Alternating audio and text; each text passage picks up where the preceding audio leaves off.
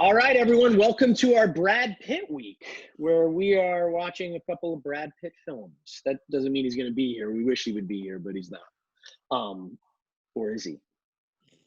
Anyways, I got to pick a Brad Pitt one. I picked a Brad Pitt film that is in the Dude Bible, a little-known movie called Fight Club.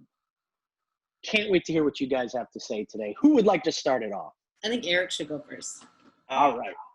I have barely come down from the mushrooms I felt like I was on last night. Seriously, I have prided myself on the fact that I've done every drug known to mankind, from acid to PCP to like K-ball, cocaine, and this was mushrooms if ever I saw one. The whole time. You know how that, like, last week you kept going like, fuck yeah, fuck yeah, fuck yeah. I kept writing mushrooms, mushrooms, because what can I even say? I mean, honestly, like within the first 20 minutes, I felt the need to take like a Xanax with a shot of vodka because I thought this is gonna be one heavy night or whatever, you know. And do you love, like, this was so long ago that that whatchamacallit, that Brad Pitt star 69 him, that's how he got Right? it. Yeah. Oh, I didn't even notice that. Yeah. From the very get-go. I know, it was like so weird. And then, okay, so I just need to ask, did Brad Pitt set that fire in Edward Norton's place, or was that just all, he did not. So that was the Brad Pitt. Edward Norton did it. Well, Tyler Durden is Yeah. Edward Norton. Yeah. Jack. Yeah. Oh, so he lit his own place on fire. You mean because of the pilot light and whatever? They found dynamite in there. He put dynamite in there as well. I know. Who did that? Edward Norton? Yeah. Yeah. Because he's Tyler Durden. He's Tyler Durden. Did you not finish this movie? You didn't finish the movie. I got wow. So you missed the entire point of the movie. Obviously, I got to an hour and 20 minutes. When the fuck were they going to come out with it? At the end, they give, usually at the end of the movie, they give the end part of the movie. No. Spoilers for anybody who hasn't seen it. They reveal the whole thing. It's all in his head, and he is the guy. And it's like the epitome of who he wishes he was as a man. Okay, so here's the thing. You know, I'm older than you guys. I don't have as much time as you guys do. And, you know, I start getting to the point where I think, you know, this is an hour and 20 minutes. I'll never get back again. And it was just a little... So the truth comes out, and my husband was right. Eric never finishes the movies. I do sometimes. I watched all of Thelma and Louise. I can tell you the end of that one. So unless it's like a girl or a gay movie, then you finish it, huh? But if it's Fight Club or Predator, fucking forget about it.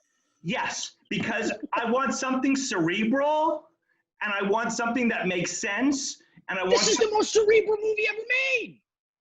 It's kind of obnoxiously cerebral. The only thing that made sense was when you cut off that guy's balls, he had boobs. That was the only thing that I felt like it was legitimate. Otherwise, we're really supposed to believe that these guys, like, just, you know, beating each other up is like the end all be all and stuff like that. I mean, I just, well, here I wrote, was like taking mushrooms, was like, you know, and I'm just trying to think. I know I had such a hard time with it. I got 3.5 pages of notes. So, you know, considering it was like a long hour and 20 minutes, I did like the no shirts, no shoes thing. I want 5%. Also, Brad Pitt. Fuck, what a body, for God's sake. And so that whole, you know, him shirtless and naked when he was doing Helena Bonham Candy Winslet, what's her name, whatever. Helena Bonham Carter. I love her. She is just so fucked up perfect. Like, I love everything that comes out of her mouth. So there was that part I did like. Okay, best line ever. When she had that night with Brad Pitt and she said, I haven't been fucked like that since grade school. Okay. You should have heard the original line that the studio made them cut, and then Fincher went in and re-recorded another line under the agreement that the next line couldn't be cut, because the original line was, I want you to put your abortion inside me. Yeah. And then Fincher went and said, fine. Then the next one, And when she delivered that, understand that the UK doesn't have grade school. So Helena Bonham Carter didn't understand how bad that line was until after the fact. Really? So, I know. Movie's heavy. I thought hilarious. I thought it was one of the best lines that I'd ever seen. Then I have more. There was more really good lines if you continue to watch the movie. I saw a lot of them. Like what did I like about the movie? You know, the fact that they were using, you know, lipo fat scenes to make, you know, the soap out of. Like, I mean, that was some classic stuff. I think when they got to the, you know, when he burned his hand with the soap or whatever, I kind of felt like I was trapped in an insane asylum there. You know, that whole house was, I think I'm just too jappy for that, but like I would stay at that place for like 20 minutes. I wouldn't even collect the bill. I think I'd just let you keep the money, for God's sakes, you know? And that business where, like, you know, it's only after we've lost everything that we're free to do everything.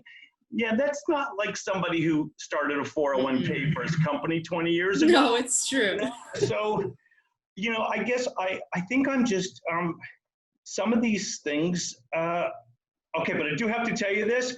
Okay, so when he went, thanks, Lou, you know, when the landlord came and they had that fucking crazy dragged out thing, and it ends with, you know, Brad Pitt going, you know, thanks, Lou. I thought, okay, you know, I'm out. But then I found myself watching more. Like it was hard to get addicted to it. Yeah, I'm telling you, I mean, I made it through like an hour and a half. I'll tell you when it got a little just, I'd had enough, was this, you know, when he gave them the homework assignments, you know, and they were supposed to like start a fight, which I did like, you know, start a fight with the priest. Yeah. It was funny. And I'll tell you, the best exit line I'm ever going to remember, if I take nothing away, is to go in and ask for, you know, my salary for the rest of my life, and then put myself up so I can be guaranteed to get it. I'm not telling you that there wasn't brilliance all throughout, and I did feel I had a lot of like, it was almost like Ted Burton to me, and I'm thinking, I want Tim Burton. I'm thinking, is that where he met Helena? But it wasn't him. I can't remember. No, it's David Fincher. David Fincher. Who does crazy stuff too. He's brilliant director. He's done so many things, like Seven. Did you see Seven? With Brad Pitt, also, right? Yes, he did Seven. So he was like a music video director, and he did all like the 9 Inch Nails music videos. He did Social Network. Did you see Social Network? I did. I love that movie. He directed that. He's a brilliant director. Brilliant. Yeah, I mean, like I said, I could have kept watching it. I think the mushrooms wore off, and then all of a sudden I just thought I guess it's more just the blood and the guts or whatever. It gets old to me after a while. So hey, I think the fact that I lasted an hour and a half tells you that there was definitely enough to keep you interested, even if I didn't totally agree with what I was listening to. And then it comes a point where, you know, you either buy into this whole thing or you don't. And I think that because of like my age, I don't. I think this would be a great movie if I was still 22, and you know, I don't know. That's all. So yeah, I mean, I'll take some for, you know, some of the eye candy there, whatever. And he's got great hair. I mean, seriously, he's got great hair. What I wouldn't give for that hair, right? Don't you think?